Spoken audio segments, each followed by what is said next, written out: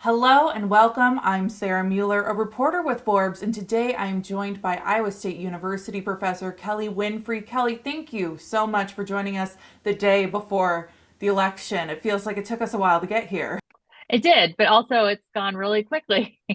I think I've been doing this for almost 2 years now, so we'll gear up in a couple days to do the next election. But before we do, we kind of had a bombshell a poll come out this weekend from the Des Moines Register's Iowa poll. Now, it has Kamala Harris leading at 47% and Donald Trump at 44%. That is still within the margin of error. And there's a lot of discussion online about the reputation of this poll, the credentials behind how they poll people. So, just before I get your initial reaction, can you tell our viewers a little bit about that kind of context behind the Iowa poll?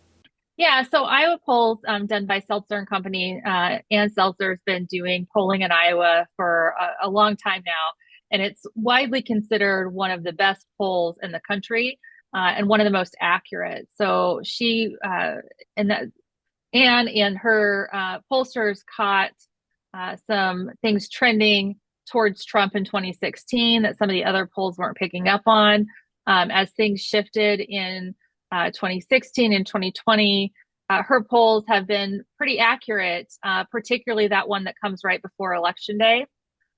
She's got a sampling method down that has proven to be pretty effective. Now, like you said, it's still within the margin of error. And that's what I always tell people is to look at that margin of error. But with this poll, you also want to look at trends. And so, how have things moved over the course of the election? And is that consistent with what we're seeing in other places or not? And so, what were some of your initial thoughts when you saw it? I think everyone kind of had a knee jerk reaction to it. Uh, I was surprised. I think most people were surprised. I think, in large part because we didn't really think Iowa was in play. Neither candidate is really spending much money in Iowa. There's not not campaigning in Iowa. It was kind of a foregone conclusion that this was a solid red state. Um, so that in that way, it was surprising. But if we look at the polls over the past couple months since Harris became the candidate, we've seen the gap shrinking from poll to poll. So the last Iowa poll, I think, had Harris down just 2 or 3 points, which was much smaller than the 18-point difference between Biden and Trump back in August or July. So that trend seems to be continuing. And again, this poll is still within the margin of error, but it's just barely within the margin of error. So I think that's significant as well. I think it's an error of 3.5%, and we're looking at a 3-point difference. So it at least shows that there is momentum behind Harris. And then when we dig into the weeds of that poll and look at young people and independent voters, at women in particular, we can start to see what's different this time than maybe what we saw in 2020 or 2016. With your specific background, especially in women's gender studies as it relates to politics, I want to know your input because kind of one of the highlights of this poll was that women, I believe over the age of 65, were leaning more Democrat. And one thing I was watching Anne give a presentation about how she came up with this poll, she talks a little bit about how some of these groups were even more rural than they typically do, and they were leaning more left, which is not typically what we see. So, what were your interpretations of that data? Well, I think one of the biggest things is that reproductive rights are an important issue for women voters of all ages. If we look at the, 55 or 65 and older demographic, those are women who saw Roe v. Wade happen, right? And now they've seen it taken away. And I think that issue in and of itself is a motivating force for a lot of voters, a lot of women in particular. And that's what the Iowa poll really kind of showed is that the issues that are driving those women voters, both the older and independents generally, are abortion issues and the future of our democracy. So there are different issues that are mobilizing those women voters. And for me, studying women in politics and women voters, we know that generally speaking, women tend to have a more positive view of government and how government can help people. And men tend to want less government. So when we look at what those issues are, it's not all that surprising that women would maybe be tilting a little bit more left, given where this election is and the issues are that we're talking about. Another data point I found really interesting was that obviously RFK Jr. is still on the ballot here in Iowa, and he actually had 3% in the Iowa poll. And obviously, he has now gone for support for Donald Trump. But let's say, for argument's sake, that this poll is correct and the race is that close, what could that mean for the Trump campaign?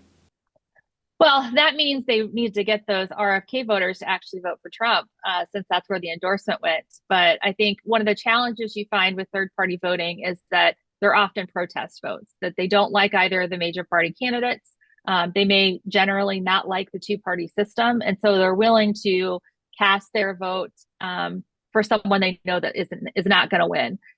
So even, RFK dropped out before this poll happened, and you still have 3% saying that they're going to vote for him. So my guess is those folks are probably going to continue to stay in his camp, and more of a protest of the two major party candidates than anything else.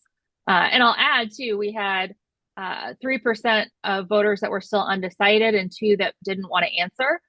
So that's 5% of voters too that we don't have either in the Harris or Trump camp yet in that poll. So that could swing it either way.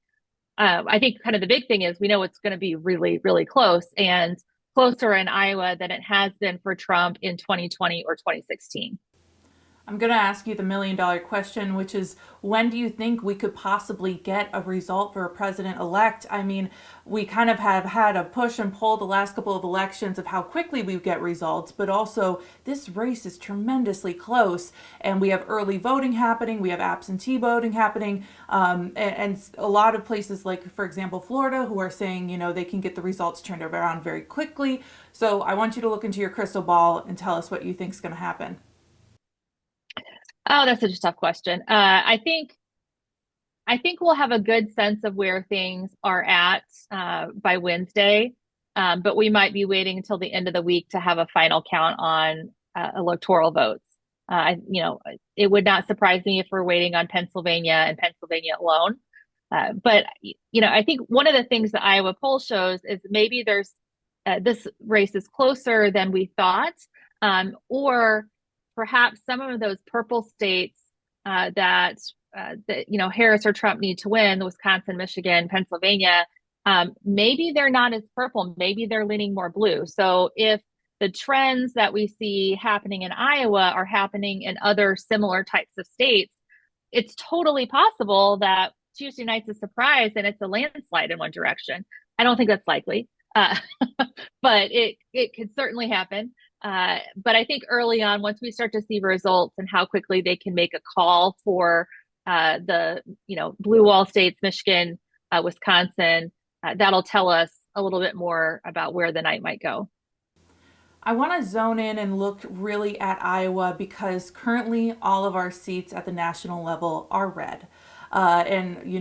Kim Reynolds was supporting Governor Ron DeSantis when he was running. Now she's taken a back seat, said she's not going to support anybody. Endorsements have not been maybe as heavy this election season.